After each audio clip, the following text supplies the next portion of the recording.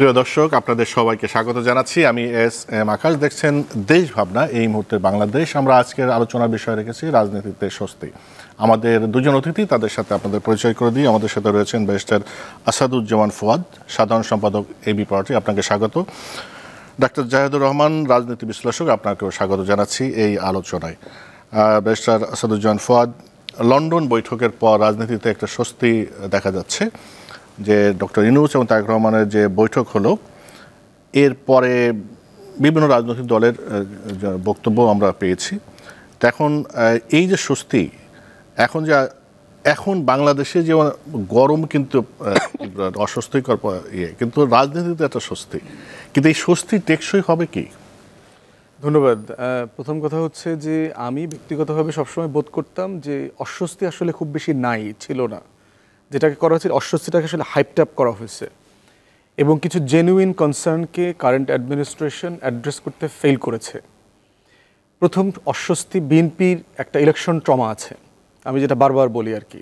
কারণ তাকে 2001-এর পরে কোনো ভালো নির্বাচন তার সামনে আসে নাই, তাকে বারবার বঞ্চিত করা হয়েছে। বাংলাদেশের 91 যে ইলেকশন সাইকেল ছিল, সেই সাইকেল বিবেচনা করলে বিএনপির অ্যাটলিস্ট বর্তমানে আরও 2 টার্ম ক্ষমতায় থাকার কথা ছিল, অথবা একটা চলমান, সেকেন্ড টার্মটা তার চলমান থাকার কথা ছিল। সেখানে 2007-এর জানুয়ারির নির্বাচনটা হয় নাই, বিএনপি অংশগ্রহণ করতে পারলো না, নির্বাচন হইল না। 8 ডিসেম্বরে ইন্ডিয়া, দিল্লির এখানকার সবাই মিলে টেলে ইলেকশন ইঞ্জিনিয়ারিং করলো, সিভিল মিলিটারি ব্যুরোক্রেসি সবাই মিলে টেলে বিএনপিকে মিনিমাম 100 আসনে হারাইলো। তো বিএনপির 2008-এর একটা ইলেকশন ট্রমা আছে। এবং কারা করেছে? যারা বিএনপি আমলের সবচেয়ে সুবিধাভোগী সামরিক বেসামরিক আমলা ছিলেন, এই যে 111-এর কুশীলব যাদেরকে বলা হয়।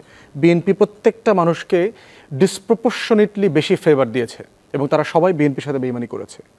এরপরে দেখেন 14-তে পলিটিক্যাল সিচুয়েশনের কারণে যেটা হয়েছে, বিএনপিকে নির্বাচনে আসতে দেওয়া হইল না। 18-তে এন্ট্রাপ করা হইলো, তাকে ফাঁদে ফেলে দিনের ভোট রাতে করে নির্বাচন করে ফেলা হয়েছে। 24-এরটা তো দামি নির্বাচন সম্পর্কে আমরা জানি। তাহলে দেখেন, দেশের একটা অন্যতম বড় রাজনৈতিক দলকে আপনি 24-25 বছর ধরে কোনো ভালো নির্বাচনের সুযোগ দেন নাই। অতএব বিএনপির সিনিয়র লিডারশিপ, তার ভিতরে কিন্তু প্রচণ্ড ট্রমা এবং কনস্পিরেসি কাজ করে। আমাকে মনে হয়, আমি বুঝতে পারছি না এমন কোনো ফাঁদে আমাকে ফেলতে যাচ্ছে, কারণ প্রত্যেকবারের ফাঁদ কিন্তু ডিফারেন্ট ছিল। অতএব এই ট্রমাটা তাকে সেটেল ডাউন করতে দিচ্ছে না। এই অস্বস্তির জায়গাটা তার ভিতরে কন্টিনিউয়াসলি আছে এবং সিনিয়র লিডারশিপদের বিভিন্ন যে বক্তব্য আছে, স্টেটমেন্টে আমরা এটা বুঝতে পারি। দ্বিতীয়ত হচ্ছে, এই সিচুয়েশনটাকে হাইপড আপ করেছে হচ্ছে ইন্ডিয়ান ডিসইনফরমেশন মিসইনফরমেশন ক্যাম্পেইন, সাথে আওয়ামী লীগের বলয়টা মিলে। সেটা হচ্ছে, প্রতিনিয়ত দেখবেন যে আমাদের এখানকার যারা প্রো ডেমোক্রেসি পার্টিসগুলো, অ্যাক্টিভিস্টগুলো ছিল, তাদের প্রত্যেকের ভিতরে ডিসকর্ড তৈরি করা। যেমন জাহিদ ভাই আমার দিকে কখন বাঁকা চোখে তাকাইছিল, এটা বারবার একদম হেডলাইন করে নিয়ে আসা। এবং সেই ডিসকর্ডগুলো হচ্ছে বাংলাদেশের পলিটিক্যাল পার্টিসগুলো অনেক সময় বিশ্বাস করে ফেলে। এই যেমন দেখেন মানবিক করিডোরের বিষয়টা, যদি কারো বিষয়, আমার কাছে কখনো এটা অস্বস্তিমূলক ছিল না, কিন্তু কারো মধ্যে এটা অস্বস্তি তৈরি করেছে যে আসলেই কি এখানে একটা ছায়াযুদ্ধের প্রস্তুতি চলছে। এখন এই ছায়াযুদ্ধের প্রস্তুতি চলছে কি না, সেটা ইউনূসের সাথে সরাসরি কথা না বলে আপনি যখন স্টেটমেন্টে চলে যান যে বাংলাদেশ গাজায় পরিণত হবে, এখানে ইউক্রেনের মতো ছায়াযুদ্ধের প্রস্তুতি চলছে আমেরিকা এবং চায়নার মধ্যে, এখানে আপনার এই দেশকে ফিলিস্তিন হইতে আমরা দিব না, কোনোভাবে অ্যালাউ করব না, এই বক্তব্যগুলো তো আনসেটেল করে দেয় দুই পক্ষকে। এবং এই বক্তব্যগুলোর উৎসগুলো দেখেন নদীর ওই পার থেকে বক্তব্যগুলো আসছে এবং বাংলাদেশে এই বক্তব্যগুলো খাচ্ছে। আমাদের দেখবেন যে ডক্টর খলিলুর রহমানকে যখন জাতীয় নিরাপত্তা উপদেষ্টা করা হচ্ছে, বলছে যে উনি দ্বৈত নাগরিক, সেই জন্য এই দ্বৈত নাগরিকের কাছে আমার সশস্ত্র বাহিনীর সদস্যরা আস্থা পাচ্ছে না তার কাছে রিপোর্ট করতে। ওই পার থেকে কিন্তু আসছে তথ্য, বাংলাদেশে এটা বিশ্বাস করলো এবং কথা বলা শুরু করে দিল এই বিষয়গুলো নিয়ে। তো এই ক্যাম্পেইনটাও কিন্তু অস্বস্তি তৈরি করেছে পলিটিক্যাল ক্লাস এলিটদের মধ্যে। থার্ড হচ্ছে, উপদেষ্টা মণ্ডলীর অনেক সদস্য অরাজনৈতিক অনেকগুলো স্টেটমেন্ট দিয়েছেন বিভিন্ন সময়। তারা খুবই গুড ফেইথে করেছেন, তাদের ইন্টেনশন নিয়ে আমার কোনো সন্দেহ নাই। খুব বাজেভাবে কাউকে আন্ডারমাইন করা, ছোট করা অথবা ক্ষমতা থেকে দূরে রাখা, এগুলোর চেষ্টা করেছে বলে মনে হয় না। বাট নাইভ, আমি বলি যে মানে মোস্ট মডেস্ট ল্যাঙ্গুয়েজ যদি আমি, ইফ আই ক্যান ইউজ, নাইভিটি চোখে পড়েছে। তো ওই নাইভ স্টেটমেন্টগুলো বিএনপি এবং অন্যান্য বিএনপির সাথে যুগপদে ছিল এমন দলগুলোকে আনসেটেল করে দিয়েছে যে নিশ্চয়ই এখানে কিছু একটা হচ্ছে, something is being cooked up. এইটাতে আমি বঞ্চিত হব। তো এই তিনটা অস্বস্তির জায়গা থেকে যেটা যোগ হয়েছে, দেশের সবচেয়ে বড় দলের অ্যাক্টিং চেয়ারম্যান দেশের বাইরে থাকেন, তার সময়ের দূরত্ব হলো 6 ঘন্টা, কিন্তু চিন্তার দূরত্ব হচ্ছে যেহেতু তিনি শুনে বোঝেন সব কিছু, ফার্স্ট হ্যান্ড কারোর সাথে কমিউনিকেট করতে পারছেন না, এই দূরত্বটা অনেক বেড়ে যায় আর কি। এটা 100 মাইল হয়ে যায়, 100 মাইল। আমাদের যে বিখ্যাত একটা গান আছে, তো 100 মাইলের দূরত্ব তৈরি হয়ে যায় প্রতি 1 মাইলে মাইলে। তো সেই জায়গাটাতে এই মিটিংয়ের জায়গাটা হচ্ছে ফার্স্ট হ্যান্ড দুইটা পক্ষ গুরুত্বপূর্ণ স্টেক হোল্ডার, অন্তর্বর্তীকালীন আমাদের জনগণের পক্ষ থেকে স্টেক হোল্ডার, বড় রাজনৈতিক দলও স্টেক হোল্ডার, তারা যেহেতু সরাসরি বসতে পেরেছে, এই আইস ব্রেকিংটা হয়ে গেছে। আমার বিশ্বাস যে এক পক্ষ আশ্বস্ত করেছে যে আমার এখানে ছায়াযুদ্ধ করবার ষড়যন্ত্র অথবা রোহিঙ্গাদেরকে ব্যবহার করে এখানে ইমার্জেন্সি ডিক্লেয়ার করে ক্ষমতা প্রলং করা, এটার কোনো প্ল্যান নাই, আমি আশ্বস্ত করছি আমি নির্বাচন দিয়ে চলে যাব। আর এক পক্ষ আশ্বস্ত করছে আপনি যদি এটা সত্যিই করেন, সংস্কার বিচারের যে এজেন্ডা আছে সেটাতে আমরা আপনাকে সর্বাত্মক সহযোগিতা করব। নির্বাচন ফেব্রুয়ারিতে হোক আর এপ্রিলে হোক, এটা খুব মেজর ডিল না আর কি। এটা 1-2 মাস এটা এদিক সেদিক করে এটা কনসেনসাসের ভিত্তিতে ওখানেও থাকতে পারবে, আগিয়ে নিয়ে আসা সম্ভব। সব মিলে যেটা হয়েছে যে একটা ট্রাস্ট বিল্ডিং যেটা হয়েছে পার্টিসগুলোর ভিতরে, এবং এই ট্রাস্ট বিল্ডিংটা যেটা করবে আগামী মাসগুলোতে সরকারকে সংস্কারটাকে স্পিড আপ করা, যেটা নিয়ে আসলে আমরা খুব সিরিয়াসলি কনসার্ন ছিলাম। জাহিদ ভাই একটা কমিশনের সদস্য ছিলেন, দিনরাত কাজ করেছেন, যেটা আসলে আমরা চেয়েছিলাম গণ অভ্যুত্থানের পক্ষে সিরিয়াসলি এই কাজগুলো হোক। সেই জায়গাতে আমার মনে হয় সবাই ফোকাস করতে পারবে, ডিস্ট্রাকশনটা কমে যাবে। কন্টিনিউয়াসলি নির্বাচন কেন্দ্রিক অথবা ইস্যু ভিত্তিক অন্তর্বর্তীকালীন সরকারকে যে ডিস্ট্রাক্ট করা হচ্ছে, বিভিন্ন জায়গায় যে আনসেটলিং মিছিল মিটিং সমাবেশ হচ্ছে, ব্যুরোক্রেসিকে আনসেটেল করা হচ্ছে, এগুলো আমার বিশ্বাস অনেক কমে যাবে। জি, অনেক ধন্যবাদ ডাক্তার জাহিদুর রহমান। আপনি কি মনে করেন, বিশেষ করে আসাদুজ্জামান ফুয়াদ ইলেকশন ট্রমা আইস ব্রেকিংয়ের কথা বললেন, যে আস্থার পরিবেশ তৈরি হয়েছে, আমরা পত্রপত্রিকায় সেটা দেখতে পাচ্ছি, কিন্তু আবারও কোনো মানে অনাস্থার পরিবেশ হওয়ার কোনো আশঙ্কা আছে কিনা? আমার আছে। আমি নির্বাচন হয়ে যাওয়া পর্যন্ত, শেষ দিন পর্যন্ত আমি আসলে মনে করবো কোনো না কোনো ঝুঁকি আছে। কেন আসছে সেই জায়গায় আসবো। আমি ফুয়াদ ভাইয়ের সাথে 2-1 জিনিস একটু অ্যাড করি। আমি মোটা দাগে তার সাথে একমত, কিন্তু সরকারের দিক থেকে সব গুড ফেইথে হয়েছে। I do a bit disagree with that. করিডোরের কথা আসলে একদম স্পেসিফিক এই পয়েন্টে আসি। বাংলাদেশ মিয়ানমারকে একটা করিডোর দিতে চেয়েছে। আমি করিডোর শব্দটা আলাদা করে জোর দিয়ে বলছি। প্রথম এই কথাটা বলেছেন পররাষ্ট্র উপদেষ্টা, যে আমরা নীতিগতভাবে একমত হয়েছি, আমাদের কিছু কন্ডিশনস নিয়ে আলাপ আছে। মানে একজন পররাষ্ট্র উপদেষ্টা স্টেটের কিছু না জেনে, ইজ নট দ্যাট স্টুপিড, ওই মানুষকে আমরা চিনি তো, উনি বলে ফেলবেন। আচ্ছা, এরপর প্রেস সচিব এটা অস্বীকার করলেন, এবং শেষে রোহিঙ্গা বিষয়ক হাই রিপ্রেজেন্টেটিভ, উনি এনএসএ, উনি ডিফেন্স মিনিস্ট্রি সামলান, আমি বলি তো উনি ডিফ্যাক্টো ডেপুটি চিফ অ্যাডভাইজার এখন বাংলাদেশের। তো উনি এসে বললেন কোনো করিডোর দেওয়া হচ্ছে না, হিউম্যানিটেরিয়ান প্যাসেজ দেওয়া হচ্ছে, চ্যানেল দেওয়া হচ্ছে। কারণ উনি বলছেন, এগুলো মতলববাজি, কিন্তু আমি বলছি, উনি বলছেন আমরা ওখান থেকে কোনো মানুষকে ইভ্যাকুয়েট করছি না, মানে ওখান থেকে কোনো লোক নিয়ে আসছি না, সুতরাং এটা করিডোর না, যে কেউ খুঁজতে পারেন। আজকে মানে আমি এই জন্য আমার মেজাজও এই যখন আমি এক্সাইটেড হচ্ছি, কারণ উনি মনে করছেন আমরা সব স্টুপিড। ওনার বিরাট প্রোফাইল আছে, বিরাট চাকরি আছে, লেখাপড়া আছে, এবং বাকি সবাই স্টুপিড। যে কেউ খুঁজুন। হিউম্যানিটেরিয়ান করিডোর হচ্ছে একটা ডিমিলিটারাইজ জোনে দুটো কাজ। একটা হচ্ছে লোক ইভ্যাকুয়েট করা, এটা ঠিক আছে। আবার হিউম্যানিটেরিয়ান এইড পাঠানো করিডোরের মাধ্যমেই হয়, এটাকেও করিডোরই বলে। শব্দের একটা মার প্যাচ করলেন, কেন করলেন?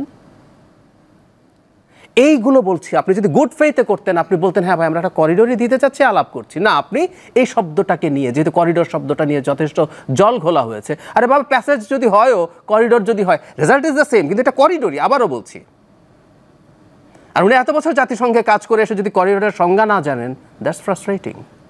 শুধু সেটা না, একটা পর্যায়ে আমরা দেখলাম জাতিসংঘের যিনি স্থায়ী প্রতিনিধি, তিনি বলছেন কোনো আলোচনাই নাকি হয় নাই জাতিসংঘের সাথে। উনি বলছেন দুই পক্ষ, যে দুই স্টেট আছে তারা আলোচনা করবে, তারা যদি অ্যাগ্রি করে জাতিসংঘ এখানে সহযোগিতা নিয়ে আসবে। অথচ জনাব খলিল, এমনকি প্রধান উপদেষ্টাও জাতিসংঘের মহাসচিবের কথা বলেছেন। শুধু সেটা না, জনাব খলিল ডিটেল যে সংবাদ সম্মেলন করেছেন সর্বশেষ এই ইস্যুতে, সেখানে তিনি বলছেন জাতিসংঘ নাকি আরাকান আর্মির সাথে কথা বলছে এই প্যাসেজের ব্যাপারে, তার ভাষ্য মতে। আরও একটু বলি, ওখানে উনি বলছেন বাংলাদেশ আরাকান আর্মির সাথে সম্পর্ক রাখবে, আমরা একটা সভরেন কান্ট্রি, মানে আরাকানের সাথে সম্পর্ক রাখতে হবে, এটা আমরা একমত। কিন্তু আপনি ঘোষণা করছেন একটা নন স্টেট অ্যাক্টরের সাথে আপনি প্রকাশ্যে সম্পর্ক রাখবেন, তাকে 10 কিলোমিটার ভেতরে ঢুকে জলকেলি করতে দেবেন, এটা ভয়ঙ্কর কথা। কারণ আপনি এখনও বাংলাদেশ মিয়ানমারের যে জান্তা সরকার, তাকে তো সরকার মনে করেন। ধরুন মিয়ানমার এখন আরেকটা সরকারও আছে, ন্যাশনাল ইউনিটি গভর্নমেন্ট, NUG। ইউরোপের কোনো কোনো দেশে নিজেকে এন্ডোর্স করে। তো সে বলতে পারে ভাই আমি তো তোমাকে মানি না। তো আমি তো জান্তা সরকারকে এখনও মিয়ানমারের বৈধ সরকার বলে মানছি, আবার বলছি আমি আরাকান আর্মির সাথে সম্পর্ক রাখবো। এবং জনাব খলিলের মাধ্যমে আমরা জানলাম এপ্রিল মাসে জান্তা সরকার আমাদেরকে চিঠি দিয়ে আরাকান আর্মির সাথে সম্পর্কের ব্যাপারে সতর্ক করেছে। তো এই কাজগুলো কেন হচ্ছে?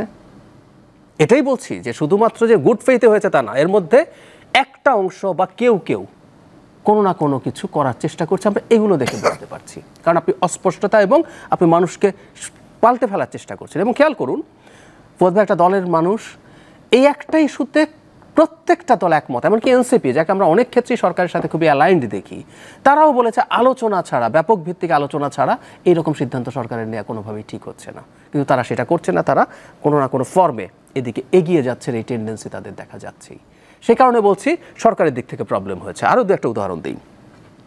জনাব ইশরাক মেয়র হবেন কিনা আইনগতভাবে কি আছে না আছে বিস্তারিততে ঢুকছি না, ফুয়াদ ভাই আরও ভালো বলতে পারবেন।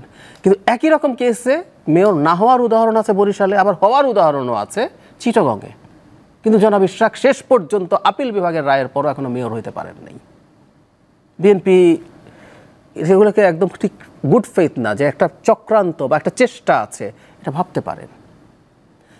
বৈঠকে গেলেন, সেখানে আসিফ মোহাম্মদ সজীব ভূঁইয়াকে রাখা হলো, যাকে তারা পদত্যাগ চেয়েছেন। উনি আর কোনো মিটিংয়ে ছিলেন না। ফুয়াদ ভাইরা যখন গেছেন ওখানে আসিফ মোহাম্মদ সজীব ছিলেন না, ওই একটা মিটিংয়েই ছিলেন। এবং সর্বশেষ জাপানে গিয়ে যেভাবে অ্যাকিউজ করেছেন বিএনপিকে প্রধান উপদেষ্টা, সব কিছু মিলে কিছু সাবস্টেন্স আছে, এটা মেনে নেওয়া ভালো। কিন্তু এবং এরপরের অংশে আমি একমত যে আপনি বহু ক্ষেত্রে না দূরত্ব বাড়তে বাড়তে এমন হয় যে পরস্পরকে অবিশ্বাসের এমন জায়গায় চলে যায়, তখন আসলে দুই পক্ষের রিয়াকশান শুরু হয়। এই মিটিং আমি মনে করি সেটা কমিয়েছে, হুইচ ইজ রাইট। দুজনই ভালো মানুষ, দুজনই তার পরস্পরের দূরত্ব কমানোরই চেষ্টা করেছেন এই মিটিংয়ে, সেটা হয়েছে। কিন্তু আপনি যে প্রশ্ন করছিলেন এটা কি থাকবে সাস্টেইনড, আমি বিট কনফিউজড। কারণ আমি মনে করি এই সরকারের পাওয়ার সেন্টার কয়েকটা আছে এই সরকারের, মানে উপদেষ্টা পরিষদের ভেতরেই। আচ্ছা, কেন বলছি এই কথা? আমাদের কি মনে আছে নিশ্চয়ই একবার ঐক্যমত্য কমিশনের 3 জন সদস্য, আমি নামই বলছি, ডক্টর আলী রিয়াজ, ডক্টর বদিউল আলম মজুমদার এবং মনির হায়দার, প্রধান উপদেষ্টার সাথে দেখা করেছেন সংস্কার নিয়ে। বের হওয়ার পর তারা বলেছিলেন, প্রধান উপদেষ্টা বলেছেন ডিসেম্বরের মধ্যে নির্বাচনের জন্য প্রয়োজনীয় সংস্কার আপনারা দ্রুত করে ফেলুন।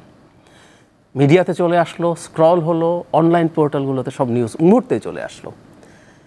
40-45 মিনিটস পর প্রেস টিম থেকে একটা স্টেটমেন্ট যে না, প্রধান উপদেষ্টা ডিসেম্বর বলেন নাই, তিনি ডিসেম্বর থেকে জুন যে কথা বলেন সবসময় সেটা বলেছেন।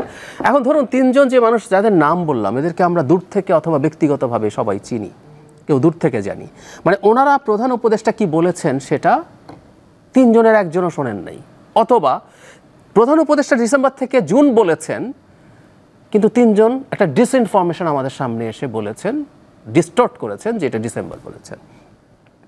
আরেকটা জিনিস আমি একটু বলি, ধরুন তার সদিচ্ছা আছে, কিন্তু কেউ যদি মনে করে একটা প্রবলেম তৈরি করাবো, প্রবলেম তৈরি করার একটা বীজ কিন্তু বপন করা হয়েছে। সেটা হলো এই নির্বাচন কমিশনের অধীনে আমরা নির্বাচন করব না। এনসিপি বলেছে, জামাতও একবার বলেছে, অন্তত এনসিপি তো রিপিটেডলি বলছে। এখন একটা শিডিউল এই নির্বাচন কমিশন দিল, তারপর যদি আওয়ামী লীগ নিষিদ্ধকরণের মতো একটা প্রেক্ষাপট আবার তৈরির চেষ্টা হয় এবং সেটা যদি সাকসেসফুলি করা যায় যে এই নির্বাচন কমিশন তো আমি মানি না, একে তো চেঞ্জ করতে হবে, এর অধীনে কোনো নির্বাচন হতে পারে না বলে আপনি নেমে গেলেন।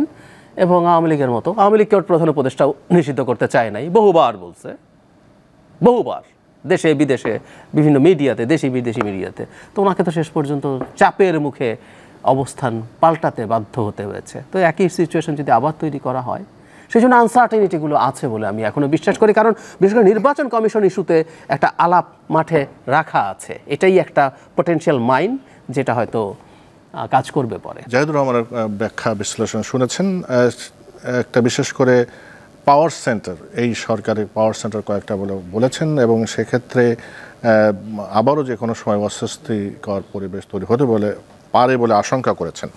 সেটার দিকে আপনার একটু মন্তব্য চাইব। একই সাথে যে জিনিসটা একটু সমালোচনায় আসছে, বিশেষ করে লন্ডন বৈঠকে একটি বড় দলের সঙ্গে একটা সমঝোতা হয়েছে বা দূরত্ব কমেছে, এটা একদিকে যেমন সত্যি, অন্যদিকে অন্য দল যারা আছে অপেক্ষাকৃত ছোট, তাদের সাথে দূরত্ব বেড়ে গেল কেনা? প্রথম কথা হচ্ছে যে অস্বস্তি ঠিক না। একটা বিষয় হলো যে পলিটিক্স মানেই তো হচ্ছে আপনার অসংখ্য বিষয়ে দ্বিমত থাকবে, কনসার্ন থাকবে, আপনি কন্টিনিউয়াসলি এই হোলগুলোকে আপনি ঢাকার চেষ্টা করবেন। রাষ্ট্র, মানুষ, সরকার, সমাজ এর মানেই হচ্ছে এখানে প্রচুর দ্বিমত থাকবে, দ্বিমত তৈরি হবে, ঝগড়াঝাটি তৈরি হবে, আন্দোলন হবে, এবং সরকারের কাজ হচ্ছে কন্টিনিউয়াসলি এগুলোকে রিজলভ করা, কন্টিনিউয়াসলি এগুলোকে অ্যাড্রেস করা। এই জন্য হচ্ছে যে পরশুদিনের মিটিং দিয়ে বাংলাদেশের সব কিছু সমস্যার সমাধান হয়ে গেছে, ব্যাপারটা তা না। যেটা হয়েছে সেটা হচ্ছে একটা দূরত্বের জায়গা তৈরি হয়েছিল, সেটা কমে গেছে। এই জন্য হচ্ছে অস্বস্তি যে ফিউচারে হবে না। ইলেকশন কমিশন নিয়ে আলাপ হইতে আমি কোনো সমস্যা দেখি না। তো একটা হচ্ছে যে ইলেকশন কমিশনের বিষয়টা তো সবাইকে একমত হইতে হবে। তো সেই জায়গাতে পক্ষে বিপক্ষে কথা আসুক না, দিন শেষে সবাই যদি একমত হয়ে যায় যে আমি এপ্রিলে নির্বাচন করব অথবা এটা আগায় ফেব্রুয়ারিতে আনবো, সবাই দেখবেন নির্বাচন কমিশন নিয়েও একটা জায়গাতে একমত হয়ে যাবে, কারণ এটা হচ্ছে মূল একমতের একটা অংশ আর কি। তো এখানে খুব বেশি ঝামেলা আমি দেখতে পাচ্ছি না। যেখানে ক্রাইসিস হইলেও এটা অ্যাড্রেস করা যাবে, কারণ যেহেতু মোটা দাগে সবার সাথে একটা একমতের জায়গা তৈরি হয়েছে। দ্বিতীয়ত হচ্ছে এনসিপি জামাত থেকে অনেক দল বলছে যে এইটা পক্ষীয় সিদ্ধান্ত, এরকম কিনা। আমি এটা মনে করি না। রাজনীতিতে ডায়ালগ সব সময় ভালো, সব সময়, যে কোনো ফর্মে। এবং তারেক রহমান যদি আজকে ঢাকাতে থাকতেন, ওনার সাথে গত 10 মাসে 10টা মিটিং হয়ে যেত প্রফেসর ইউনূসের সাথে। যেহেতু বেচারা উনি ঢাকায় থাকেন না, প্রফেসর ইউনূসের মধ্যে লন্ডনে যান নাই, একটা বড় দলের, সবচেয়ে বড় দলের নেতা, তার সাথে একটা মিটিং হইতেই পারে। এবং আমি তো জয়েন্ট স্টেটমেন্ট আমরা সবাই পড়েছি, ওখানে তো কোনো কিছু ওয়াদা দেওয়া হয়নি, কোনো সিদ্ধান্ত পরিবর্তন করা হয়নি।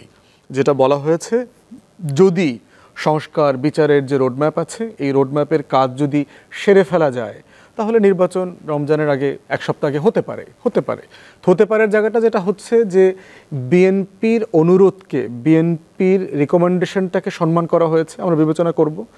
প্রফেসর ইউনূসও তার জায়গা থেকে দেখিয়েছে যে আমি ফ্লেক্সিবল, দেশের স্বার্থে, রাষ্ট্রের স্বার্থে, জনগণের স্বার্থে মতামতের ব্যাপারে আমি আসলে ওপেন, আমি 1-2 মাস এদিক সেদিক আমি করতেই পারি, এটা কোনো সমস্যা না আর কি। তো আমি দুই দিক থেকে পজিটিভলি দেখি, সব দিক থেকে ইনফ্যাক্ট। তো এই জন্য হচ্ছে যে কোনো পার্টির পজিশনে স্টেটমেন্ট থাকতে পারে এই ব্যাপারে, তারা কি বলছে। কিন্তু আমি বোধ করি যে কোনো ফর্মে পলিটিক্যাল পার্টিজের সাথে ডায়ালগ দেশের জন্য ভালো, রাষ্ট্রের জন্য ভালো। অনেক ধন্যবাদ ডাক্তার জায়েদুর রহমান। আপনি যেটা বলছেন নির্বাচন কমিশন নিয়ে যেহেতু একটা দলের আপত্তির কথা বললেন, এবং এটা নিয়ে আলোচনা তো অবশ্যই আসবে হয়তো, কিন্তু নির্বাচনের কথা হচ্ছে ফেব্রুয়ারিতে হোক বা এপ্রিলে হোক, বা আমরা বুঝলাম যে ফেব্রুয়ারিতেও যদি হয় রমজানের আগে, কিন্তু কিভাবে নির্বাচন হবে, মানে কোন পদ্ধতিতে হবে, সেটা কিন্তু স্পষ্ট এখনো হয়নি। মানে এই সরকার আন্ডারে হবে নাকি তত্ত্বাবধায়ক সরকার আন্ডারে হবে, মানে সাংবিধানিক অবস্থানটা কি হবে? সাংবিধানিক অবস্থানটা ফুয়াদ ভাই আরও ভালো বলবেন। তারপর আমি রায়ের ব্যাপারটা বলি। আমরা জানি যে আমাদের উচ্চ আদালত থেকে মানে যে ত্রয়োদশ সংশোধনী বাতিল করা হয়েছিল, মানে তত্ত্বাবধায়ক সরকারকে বাতিল করা হয়েছিল, এটা আমাদের গণতন্ত্রের সাথে সাংঘর্ষিক এই যুক্তিটা নাকচ করা হয়েছে এবং আমাদের তত্ত্বাবধায়ক সরকার রিস্টোর করার কথা বলা হয়েছে। এখন একটা ডিবেট কেউ করেন, যেহেতু ওটাকে অবৈধ ঘোষণা করছেন, সো ত্রয়োদশ সংশোধনী স্বয়ংক্রিয়ভাবে আমাদের সংবিধানে চলে এসছে, এটা ঠিক না। ত্রয়োদশ সংশোধনী যদি চলে আসে, ওবায়দুল হাসান হচ্ছে এই মুহূর্তে বাংলাদেশের তত্ত্বাবধায়ক সরকার প্রধান, তার হাতে দায়িত্ব দিতে হবে এবং তিনি এসে নির্বাচন করবেন। ব্যাপারটা এরকম দাঁড়ায় আর কি। আর ইনফ্যাক্ট এটা হচ্ছে না। আচ্ছা, কেন? মানে এইটা নিয়ে প্রচুর আলাপ আছে এবং এটা সঠিক, সেটা হচ্ছে, এটা নিয়ে বিস্তারিত আইনি ব্যাখ্যা আর যাচ্ছি না। সেটা হচ্ছে আমাদের সুপ্রিম কোর্টের এখতিয়ার হচ্ছে কোনো একটা পদক্ষেপ সরকার নিল, সেটা সংবিধান সংশোধন হোক অথবা আইন, সেটা আমাদের মাদার যে ল কনস্টিটিউশন, তার সাথে বা তার মেইন স্পিরিটের সাথে কতটুকু কনফ্লিক্ট করছে কি করছে না সেটা বলা, কতটুকু বাতিল করতে হবে সেটা বলা। এটা এভাবে করতে হবে। যেমন তত্ত্বাবধায়ক সরকার তো আগে যে স্ট্রাকচার ছিল, তত্ত্বাবধায়ক সরকার লাগবে ওনারা বললেন, কিন্তু আমরা তো ওই ফরম্যাটে করব না। ইভেন যে কুখ্যাত রায় ত্রয়োদশ সংশোধনী বাতিলে খায়রুল হকের নেতৃত্বে, সেখানে যে 2 টার্ম তারা রাখতে বলেছেন, সেখানেও তারা একটা ভালো পরামর্শ দিয়েছিলেন, সেটা হচ্ছে বিচার বিভাগকে এটার পার্ট না করতে। সত্যিকার অর্থে আমরা বিচার বিভাগকে এইভাবে করে অনিশ্চয়তা দূর করেছিলাম, কারণ একটা ফরম্যাট দাঁড়ালো, কিন্তু আমরা বিচার বিভাগকে অ্যাডাল্টারেটেড করেছি এটার মাধ্যমে। তো আমরা ভবিষ্যতে তো তত্ত্বাবধায়ক সরকার এইভাবে করবো না। সো তত্ত্বাবধায়ক সরকার নতুন করে আলাপ আলোচনার ভিত্তিতে রেস্টোর্ড হতে হবে কনস্টিটিউশন, এবং প্রত্যেকের একমত আছে। এবং আমি ফান করি যে তত্ত্বাবধায়ক সরকারের বিরুদ্ধে যে ভীষণ কথাবার্তা বলতো আওয়ামী লীগ, তারা এখন নিষিদ্ধ দল, তারা যদি নিষিদ্ধ না থাকতো, ও বলতো তত্ত্বাবধায়ক সরকার চাই। এখন এতটাই কনসেনসাস আছে, বিএনপি তো আছে, অন্য সব দল তো আছে। সুতরাং এই নির্বাচন ডক্টর ইউনূসের অধীনেই হবে, এতে কোনো রকম কোনো কনফিউশনের কিছু নাই। আর এমনি এটা প্রসঙ্গক্রমে আসলো, আমাদের এই সরকারের অধীনে আমরা অনেক ক্ষেত্রে বেশ কিছু ক্ষেত্রে কনস্টিটিউশনের বাইরে গেছি, যেমন কনস্টিটিউশন তো আমরা বাতিল করিনি, এই সরকারের বৈধতা একটা রেফারেন্সের মাধ্যমে হয়েছে, কিন্তু এই যে ধরুন 3 মাসের মধ্যে সরকার পতনে 3 মাসের মধ্যে নির্বাচন হতে হবে পরবর্তী, আমরা তো অলরেডি এটা মানিনি। সো এরকম আরও খুঁটিনাটি কিছু কনস্টিটিউশনাল ইস্যু থাকবে যেগুলো আমাদের পরের পার্লামেন্টে এটাকে কনস্টিটিউশনে ইনক্লুড করে র্যাটিফাই করতে হবে। যে একই প্রশ্ন আপনাকে, সাংবিধানিক পজিশনটা কি হবে, মানে তত্ত্বাবধায়ক সরকার প্রসঙ্গ যেটা আসলো, মানে এই নির্বাচনটা যদি এই অন্তর্বর্তীকালীন সরকার মাধ্যমে হয়, তো ইনারাই কি আসলে তত্ত্বাবধায়ক সরকারের ফর্মে রূপ নেবে, নাকি তত্ত্বাবধায়ক সরকার একটা আলোচনা করে একটা কনসেনসাসে এসে এই সরকার নির্বাচন করবে? আসলে সাংবিধানিক অবস্থানটা কি হবে, আমি কোন পদ্ধতিতে হবে? এর সাথে একমত। আমার কাছে মনে হচ্ছে না যে কারেন্ট ফ্রেমে আসলে খুব বেশি পরিবর্তন হবে। সর্বোচ্চ নির্বাচন কমিশনে পরিবর্তন হতে পারে, এছাড়া রাষ্ট্রের ইলেকটোরাল টোটাল কাঠামো পরিবর্তন হবে, অথবা এটা করা আদৌ উচিত কিনা আমাদের এটা আমি বিশ্বাস করি না আর কি। তো এই প্রফেসর ইউনূসের অধীনে নির্বাচন হবে যদি উনি রিজাইন করে চলে না যান, এরকম কোনো অনভিপ্রেত ঘটনা না ঘটে আর কি।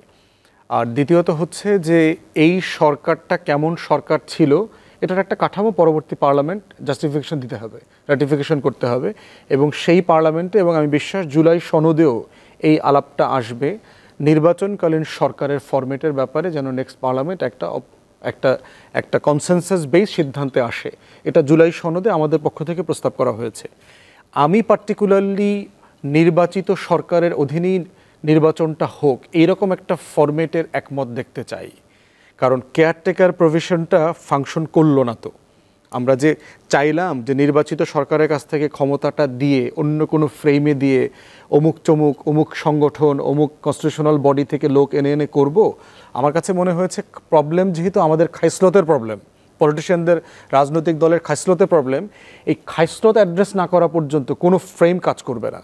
আপনি ওই যে কি একটা কাউন্সিল বলা হয়েছে না, যে 18-19 জন থাকবে না 9-10 জন থাকবে, অমুক তমুক সমুক টমুক আইনা, তখন যেটা হবে, আমরা যেভাবে বিচার বিভাগকে কলুষিত করেছি, রাষ্ট্রের প্রত্যেকটা কনস্টিটিউশনাল বডিকে ঠিক একইভাবে পলিউটেড করা হবে, এবং এটা ফাংশনাল হবে না।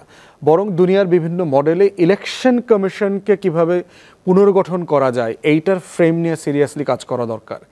যেমন ধরেন ভারতে ছিল, মোদি চেঞ্জ করে ফেলছে, জাহিদ ভাই নিশ্চয়ই জানে যে সরকারি দল, বিরোধী দল এবং প্রধান বিচারপতি 3 জনকে একমত হইতে হবে। তো এরকম কোন একটা ফরম্যাটে আমরা আসতে পারি কিনা। পরে মোদি এসে চেঞ্জ করে এটা ফেডারেল মিনিস্টার যোগ করে এটাকে মানে মেজরিটি তার কাছে নিয়ে গেছে আর কি। তো ইন্দোনেশিয়াতে দেখলাম আপনার সেখানে হচ্ছে যে পার্লামেন্টারি কমিটি ইন্টারভিউ করে শর্টলিস্ট করে দেয় যে আমরা 5 জনের জন্য এই 10 জনের তালিকা পত্রিকাতে দিয়ে দেয়, বিজ্ঞাপন আকারে দিয়ে দেয়, যে এই 10 জনের ব্যাপারে আপনাদের কারো কাছে গোপন সত্য অসত্য কোনো খবর আছে কিনা, তাকে নির্বাচন কমিশনের দায়িত্ব দিলে তিনি ভালো করবেন না। এরকম উগান্ডাতে করেছে, যারা যুদ্ধবিগ্রহ দেশ থেকে ফিরে এসছে। এই রকম 10টা-20টা মডেল অ্যাসেস করা দরকার আমাদের, করে নির্বাচিত সরকারের অধীনেই ইলেকটোরাল ইন্ডিপেন্ডেন্স কিভাবে ক্রিয়েট করা যায় ওই কমিশনের, সেই জায়গাতে যদি আমরা কাজ করতে না পারি, অন্য কোনো ফর্ম আসলে এটা ওয়ার্ক করবে না। আর এত শিক্ষার পরেও, এত কেওয়াসের পরেও যদি জাতি আকারে আমরা এতটুকু ম্যাচুরিটি দেখাইতে না পারি, তাহলে সেটা আমাদের জন্য খুব দুঃখজনক হবে আর কি। এই জন্য আমি নীতিগতভাবে চাই না যে আরেকটা 90 দিনের জন্য একটা সরকার গঠিত হোক, রাদার দেন নির্বাচনটাকে নির্বাচিত নির্বাচন কমিশনের কাছে কিভাবে আইনের কাঠামো এবং টোটাল অ্যাডমিনিস্ট্রেটিভ অথরিটি দিয়ে দেওয়া যায়, এরকম একটা ফরম্যাট আমাদের খুঁজে বের করতে হবে। জি, অনেক ধন্যবাদ ডাক্তার জাহিদুর রহমান। আপনি তো নির্বাচন কমিশনের সদস্য ছিলেন, নির্বাচন সংস্কার কমিশনের। হ্যাঁ, তো এখানে এই সংস্কারে এই যে ব্যারিস্টার আসাদুজ্জামান ফুয়াদ যে প্রসঙ্গটা আনলো, যে তত্ত্বাবধায়ক ফরম্যাট তো একটা ফরম্যাট আমাদের, কিন্তু এখন নির্বাচন কমিশন কেই শক্তিশালী করে কোনো ফরম্যাটে এই ধরনের কোনো আলোচনা হয়েছে বা আপনি কি মনে করেন? হয়েছে, যেমন ধরুন আমরা একটা মানে একদম নতুন একটা কাজ করেছি, আমরা দাবি করি, সেটা হচ্ছে ধরুন আমাদের কনস্টিটিউশনে নির্বাচন কমিশনার নিয়োগের একটা আইনের কথা বলা আছে, কিন্তু আমরা পূর্ণাঙ্গ একটা আইনের প্রপোজাল করেছি যেখানে নিয়োগ, তাদের আচরণবিধি লঙ্ঘনজনিত কারণে কি কি পদক্ষেপ নেওয়া যাবে সব কিছু মিলে, এবং আমরাও অনেকগুলো দেশের নিয়োগটা পর্যালোচনা করেছি এবং আমরা চেষ্টা করেছি সেটা করার জন্য। এটা করা যাবে না তা না, কিন্তু আমি একটা জায়গায় একটু দ্বিমত করি ফুয়াদ ভাইয়ের সাথে। এই স্ট্রাকচারটা আলটিমেটলি আমাদের ফিরতে হবে, একমত। এবং খেয়াল করুন, নির্বাচন কমিশনের অধীনে তো অন্তত আমাদের লোকাল গভর্নমেন্ট ইলেকশনগুলো হবে ভবিষ্যতে। আমাদের লোকাল গভর্নমেন্ট ইলেকশনগুলো কি হতে পেরেছিল আগের বার? হতে পারে নাই তো। সুতরাং খাসলতের কথা যিনি যেটা বলছেন, আসলে খাসলতই প্রধান, এটাইও একমত। আমাদের ওইটা চেঞ্জ হওয়ার আগে ইভেন নির্বাচন কমিশনটাও আপনি যদি একটা স্ট্রাকচার করে দেন, এইভাবে করবেন, এটার মধ্যে সে ম্যানিপুলেট করার চেষ্টা করবে যদি এটা ঠিক না হয়। আমি শতভাগ একমত যে আমাদের ওই সিস্টেমেই যেতে হবে, কিন্তু একটা ইন্টারিম একটা টাইমে। কারণ আমরা তত্ত্বাবধায়ক সরকার যেমন ম্যানিপুলেশনের ইতিহাস আছে, আবার তত্ত্বাবধায়ক সরকারের অধীনে ভালো নির্বাচনের একটা এক্সপিরিয়েন্স আছে। এটা কিন্তু আমাদের কাছে এখন থিওরিটিক্যাল ইস্যু না, আমাদের কাছে এম্পিরিক্যাল এভিডেন্স আছে যে আমরা পেরেছি। আবার এটা ম্যানিপুলেশনেরও চেষ্টা হয়েছে। সো ম্যানিপুলেশনের চেষ্টাটাকে ঠেকানোর মতো কোনো পদক্ষেপ নিয়ে যদি করি, কয়েকটা টার্ম আরও এইভাবে নির্বাচন হওয়া, এবং এই সময়ের মধ্যে আমাদের নির্বাচন কমিশনটাকে স্ট্রঙ্গার করে ওটা ফরএভার থাকবে, আমি সেটা মনে করি না। ওটাও বাতিল করে দেওয়া দরকার আছে বলে মনে করি। আর আমি আপনাকে এটুকু জানাই, যখন আমরা বিভিন্ন রকম পদ্ধতি প্রপোজ করছিলাম নির্বাচন কমিশন বা অন্যান্য জায়গায়, আমরা নিজেদের মধ্যে ডিবেট করতাম। আমি দেখাতাম যে এটাকে এইভাবে ম্যানিপুলেট করা যায়, এটাকে এইভাবে ম্যানিপুলেট করা যায়, এটাকে এটা করা যায়, এটাকে ওটা করা যায়। আসলে দিনের শেষে মানে খুব অদ্ভুত শোনাবে আজকে, কারণ বাংলাদেশের সংস্কার স্ট্রাকচার এবং এই ব্যাপারে ফুয়াদ ভাই আর আমি একমত। কারণ আমরা বিভিন্ন প্রোগ্রামে আমরা কথা বলেছি, আমরা এই পয়েন্টে কথা বলেছি। আমরা এগুলো করতে হবে, কিন্তু আমরা ওভার এস্টিমেট যেন না করি। আমরা মনে করছি এটা লিখে ফেললেই সব কিছু সুন্দর হয়ে যাবে, হয়ে যায় না। আমি আমার খুব প্রিয় একটা এক্সাম্পল প্রায় বলি, আমি আবারও একটু বলি। মানে রিসেন্টলি ট্রাম্প সুপ্রিম কোর্টের একটা রায় মানে নেয়, এক ব্যক্তিকে উনি এল সালভাদর পাঠিয়ে দিয়েছিল, অ্যাব্রেগো গার্সিয়া। সুপ্রিম কোর্ট রায় দিয়েছে যে ওকে মানে আমেরিকায় ফিরিয়ে আনাটা ফ্যাসিলিটেট করতে হবে সরকারকে, এটা অবৈধ ছিল। তো ট্রাম্প এটা করতেছে না। এখন যখন সুপ্রিম কোর্ট রায় দিয়েছে, ট্রাম্প করছে না, আমেরিকা এখন এই ডিবেট শুরু হয়েছে যে কী করা উচিত। তো আমি একজন পলিটিক্যাল সায়েন্টিস্ট, একটা আইভি লীগ ইউনিভার্সিটির ওনাকে জিজ্ঞেস করছি, উনি বলছে হাসতে হাসতে যে সুপ্রিম কোর্টের একটা সেনাবাহিনী লাগবে। কারণ আপনার রায় যদি না মানে আপনি সেনাবাহিনী পাঠায় ট্রাম্পকে বা চাপ দেবেন যে তোমাকে এটা মানতে হবে। তার মানে কথাটার বেসিকটাই যদি না মানে কি হবে। আমেরিকাতে এই আলাপ এখন হচ্ছে, কনস্টিটিউশনে আছে 3 বার কেউ ইলেকশন করতে পারবে না। ট্রাম্প মনে হচ্ছিল প্রথম ফাজলামো করছে, এখন বলছে সে এটা ইলেকশনে দাঁড়াবে। তো দাঁড়ালে কি করবেন? আপনি কোর্টে যাবেন, কোর্ট বলবে না তার দাঁড়ানো অবৈধ, ট্রাম্প বলবো আমি শুনি না, কি হবে? সো এই জটিলতাগুলো আসলে এখন তৈরি হয়েছে। এই জন্য দিনের শেষে আসলে আমাদেরকে জনগণকে সচেতন করা, জনগণকে চাপ তৈরি করা, এবং যারা পলিটিক্স করছেন তারাও নিজে পাল্টাবেন আমি সবসময় মনে করি না। জনগণের মধ্যে যদি ওই চাহিদা তৈরি হয়, তাদেরকে আসলে ডেমোক্রেটিকলি অ্যাক্ট করতে হবে, এই জিনিসগুলো সেফগার্ড করতে হবে। জি, ব্যারিস্টার আসাদুজ্জামান ফুয়াদ, আমরা যে দেখলাম যে ফেব্রুয়ারিতে নির্বাচন যদি করতে হয় তাহলে সংস্কার ও বিচারের দৃশ্যমান অগ্রগতি হওয়া দরকার, এবং আমরা সংস্কার নিয়ে কাজ চলছে, বিচারও চলছে।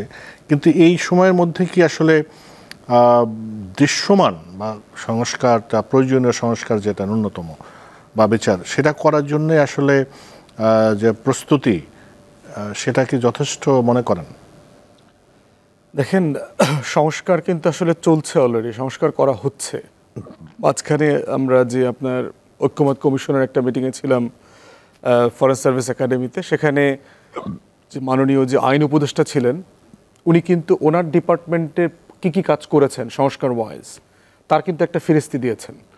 এবং ওটার প্রেক্ষিতে কিন্তু আমিও প্রেসে দাবি করেছি, মিটিংও দাবি করেছি যে এরকম প্রত্যেকটা মিনিস্ট্রির অ্যাডভাইজারদের ওনাদের প্রতি মাসের আমলনামার একটা হিসাব দেওয়া দরকার।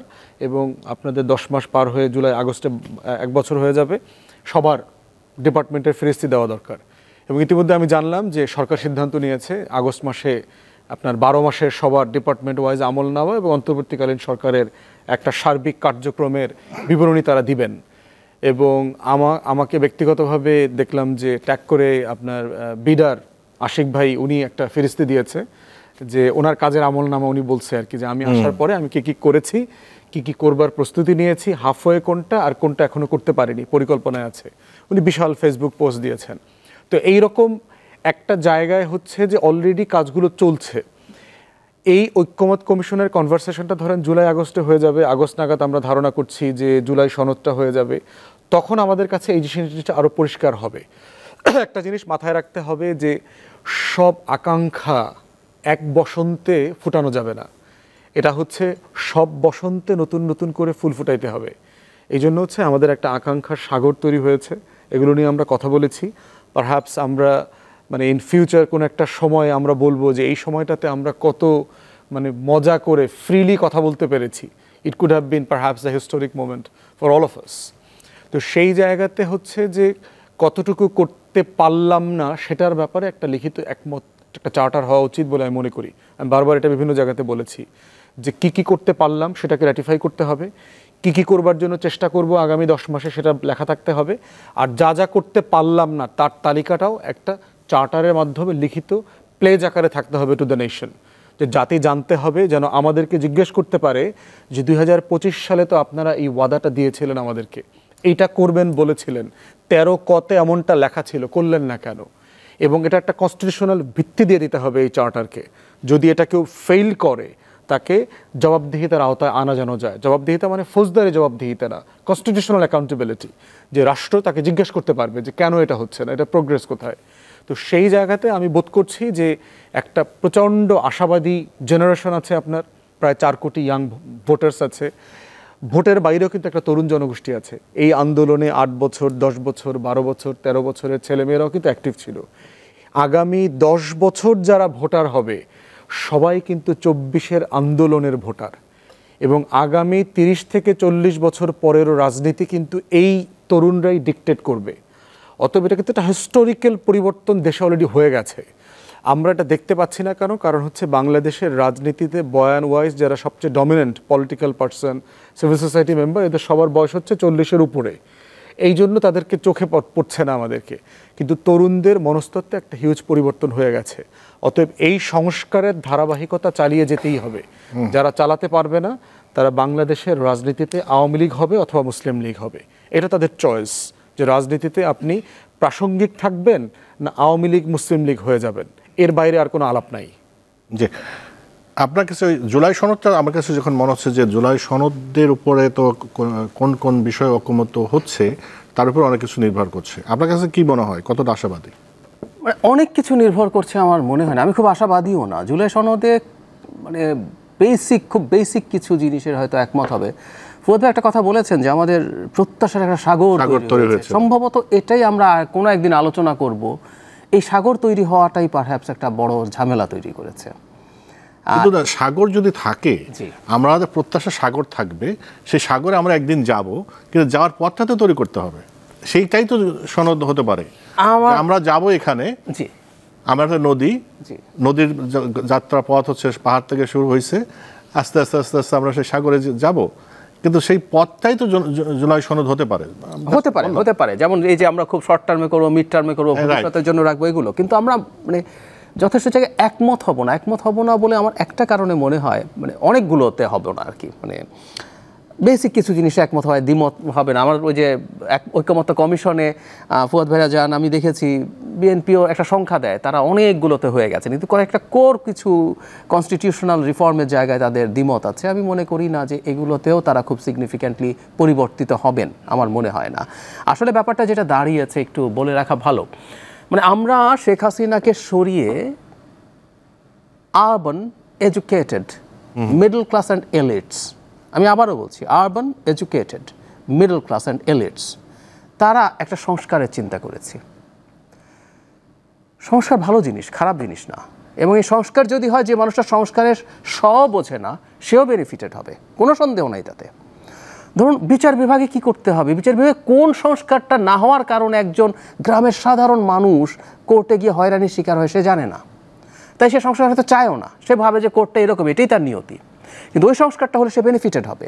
কিন্তু এই যে সংস্কারটা চাওয়া, কোন কোন সংস্কারগুলো আমরা করতে চাই, সেগুলো দিনের শেষে আসলে আমরা এরকম কিছু মানুষের ডিমান্ড, এবং এই আলোচনাটা হচ্ছে পলিটিক্যাল পার্টির মধ্যে। আপনি খেয়াল করবেন চ্যাথাম হাউসে যে ইন্টারভিউ হয়েছে ডক্টর ইউনুসের, সেখানে ইন্টারভিউয়ার তাকে একটা প্রশ্ন করেছিলেন, সেটা হচ্ছে যে সংস্কারের কথা বলছেন। দেখুন, এটা কিন্তু হতে পারতো টেকনিক্যালি, সংস্কার আলাপ হচ্ছে, বিএনপি তার ইশতেহারে সংস্কার আমি এটা করব, এবি পার্টি তার সংস্কারে এটা করব, জামায়াত এনসিপি এটা করব বলে নির্বাচনে যাবে, জনগণ ডিসাইড করবে কি করবে না করবে। ইনফ্যাক্ট এই প্রশ্নটাই তিনি করেছিলেন। এটাও তো একটা অপশন হতে পারতো, কিন্তু না, এটা আমরা করি নাই। আমি খারাপ বলছি না, কিন্তু আমরা এটা করি নাই। আমরা গেছি এমনভাবে একটু এলিটিস্ট একটা চিন্তায়, আমরা আমাদের মতো করে করলাম, কমিশন রেকমেন্ডেশন দিল, কমিশন চেষ্টা করেছে, আমি অন্তত আমার কমিশনের কথা বলতে পারি, একেবারে তৃণমূলের মানুষেরও মন্তব্য নেওয়ার চেষ্টা করেছে। সেটা শুধু নেয়ার জন্য নেয়া না, সেটা ইনকর্পোরেট করা হয়েছে, ওপেন অপিনিয়ন সার্ভে, নানান কিছু করে আমরা বোঝার চেষ্টা করেছি। এতে যে একদম তৃণমূল মানুষের পার্টিসিপেশন নেই তাও না, কিন্তু দিনের শেষে প্রসেসটা এরকম হলো। সে কারণে আমি ধারণা করি এখন পলিটিক্যাল পার্টিগুলো প্রত্যেকের তো আসলে চিন্তার টাইপ একই না। এবং আরেকটা বাস্তবতার কথাও যদি বলি, যে দলটা ক্ষমতায় যাবে আর যে দলটা ক্ষমতা থেকে অনেক দূরে, তার কমিটমেন্ট করা না করার মধ্যে ভিন্নতা থাকে। উদাহরণ দিই, ভারতের সাথে একটা যুদ্ধ লাগিয়ে দিতে পারলে যদি 5 তারিখের পর, অনেকে খুশি হতো না 5 তারিখের পর যে বাংলাদেশ যুদ্ধ ঘোষণা করছি। ডক্টর ইউনূস ভারতের সাথে যথেষ্ট টাফ অ্যাটিটিউড নিয়েছেন এবং আমি মনে করি এই ক্রিয়েটেড এ বেঞ্চমার্ক, ভবিষ্যতে সব সরকারকে এটা ফলো করতে হবে। কিন্তু ডক্টর ইউনূস এবার মোদির সাথে দেখা করার আগ্রহ প্রকাশ করেছেন না নিজে, এই যে সাইডলাইনে যে বৈঠকটা হলো এটা বাংলাদেশ আগ্রহ জানিয়েছে এবং শেষ মুহূর্ত পর্যন্ত ঝুলিয়ে রেখে শেষে তারা রাজি হয়েছে। যখন ওনারা চলে গেছেন সেখানে তারপরও কিন্তু কনফার্ম ছিল না যে এটা হবে কিনা। এই যে ডক্টর ইউনূস যে চাইলেন, বাইরে থেকে আপনি বলতে পারেন যে এটা বিভৎস করা, এটা মানি না, এটা করে আমরা কেন চাইবো, মোদিকে চাইতে হবে, আমরা তো ভারতের সাথে যুদ্ধ চাইতেছি একটা। কিন্তু না, আপনি যখন পাওয়ারে থাকেন আপনাকে অনেকগুলো ডিনামিক্স মাথায় রাখতে হয়। ঠিক একইভাবে বলছি যে দলটা এখন তৈরি হয়েছে ফ্রেশ ব্লাডদেরকে নিয়ে, তার সংস্কার চাওয়া, তার কাছে যারা এখন মূল লোকজন তারা সংস্কারকে যেভাবে দেখে, যে দলটা 50 বছর ধরে অপারেট করছে, যে দলের মধ্যে যথেষ্ট বৃদ্ধ মানুষজন আছে এবং তারা এম্পাওয়ার্ড, তার জন্য সব কিছু চেয়ে ফেলা করে ফেলা সম্ভবত, আমি তার বক্তব্য জানি না, এত ইজি না। সো এই ডিনামিক্সগুলো আছে। এই কারণে যে অনেক জায়গায় একমত হবে তা না। তার উপরে 5 তারিখের পর আমরা দুর্ভাগ্যজনকভাবে একটা কালচারাল ফাইটের মধ্যে নেমে গিয়েছিলাম। আমি কথাটা তখনও বলতাম যে রাজনীতি তো আসলে 2 রকম হয়। আপনি একটা ওয়েলফেয়ার বেসড রাজনীতি করতে পারেন আর আপনি একটা কালচারাল অ্যান্ড আইডেন্টিটি বেসড রাজনীতি করতে পারেন। তো ওটা এত বেশি প্রমিনেন্ট হয়ে দাঁড়ালো, এই আলাপগুলো আসলে এখন অফসেট। আমরা অফ রেকর্ড কিন্তু এই আলাপ ফুয়াদ ভাইয়ের সাথে করছিলাম যে আমরা এই আলোচনাগুলো অনেক করতে পারতাম, সোসাইটিতে মানুষকে আরও সচেতন করে তুলতে পারতাম, কিন্তু সেই প্রেক্ষাপট বা বাস্তবতা আসলে অনেকটাই এখন নেই। ফলে সংস্কার বা জুলাই চার্টারে করব, এই সংখ্যাটা খুব বেসিক কিছু জিনিস হবে। তবে আমি আপনার সাথে একমত, আমরা সমুদ্রে যেতে চাই, নদী হয়ে কিভাবে সমুদ্রে যাব সেটার একটা পথরেখা থাকা ভালো হবে। জি, অনেক ধন্যবাদ আসাদুজ্জামান ফুয়াদ। আরেকটা প্রসঙ্গ, যে প্রসঙ্গটা ডক্টর জাহেদ বলছিলেন যে ডক্টর ইউনূস একটা টোন সেট করেছে ভারতের সাথে সম্পর্কের ব্যাপারটা তো আমাদের সতর্কতার সাথে করতে হবে, কারণ ভারতের কারণেই আমাদের যে এই যে একটা কাল্ট ভিত্তিক রাজনৈতিক দল, তাদের স্বৈরাচারী বা ফেসিবাদ যেটা বলে তৈরি হয়েছিল, তো এই জায়গাটাও তো একটা জায়গায় আসতে হবে। সে ব্যাপারে কি আলোচনা আছে? একটা বিষয় হচ্ছে যে আমি নীতিগতভাবে যেভাবে দেখি যে বাংলাদেশের সাথে ভারতের সম্পর্কটা আসলে কখনোই ছিল না। রাষ্ট্রীয় সম্পর্ক বলতে যা বোঝায়, বাংলাদেশের সাথে যেটা ভারতের সম্পর্ক ছিল সেটা হচ্ছে ব্যক্তি এবং পরিবার কেন্দ্রিক। এবং আওয়ামী লীগকে তারা সেই 49 সাল থেকে নার্সিং করছে। মুসলিম লীগ থেকে এই মাওলানা ভাসানী, শেখ মুজিব, পুরো ইয়াং টিমটা বের হয়ে এসে নতুন দল গড়ার পিছনে কিন্তু তখনও আপনার কংগ্রেস এবং কমিউনিস্ট পার্টি ইন্ডিয়ার সবাই কিন্তু অ্যাক্টিভলি ফাংশন করেছে। তো সেই জায়গাতে একটা দলকে 77-78 বছর ধরে আপনি যে গাছটা লাগাইছেন, সাডেনলি এই গাছের ফল খাওয়া আপনি বন্ধ করে দিবেন, মানে এটা তো একটা নার্ভ ব্রেকিং ব্যাপার। এরকম একটা ঘটনা ঘটা, Titanic moment for Indian diplomacy. So এই জায়গাতে আমার কাছে মনে হয় না যে ভারত এখনও ওই টার্মসে আসতে পারছে। একটা জিনিস মাথায় রাখতে হবে, ভারত কিন্তু আমাদের মতোই একটা মিন মাইন্ডেড, একটা ছোট লোকই চিন্তা করে আর কি। তারা তো ওয়েস্টার্ন না, চিন্তায় তারা খুব ম্যাচিওর, খুব ডিপ্লোম্যাটিক, এটা আমার কাছে কখনো মনে হয়নি। বরং সাউথ এশিয়ার ভিতরে সবচেয়ে মিন মাইন্ডেড নেশন হচ্ছে ইন্ডিয়ান এস্টাবলিশমেন্ট। তারা এখনও বুঝে উঠতে পারতেছে না যে আসলে বাংলাদেশে কি হয়েছে।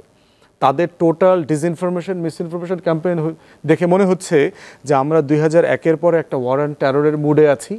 আপনি এখন আমরা এদেরকে জঙ্গি বানায় দিব, মৌলবাদী বানায় দিব, আর সারা দুনিয়া আমাদের সাথে একমত হয়ে যাবে, সেই জায়গাটাতে আছে।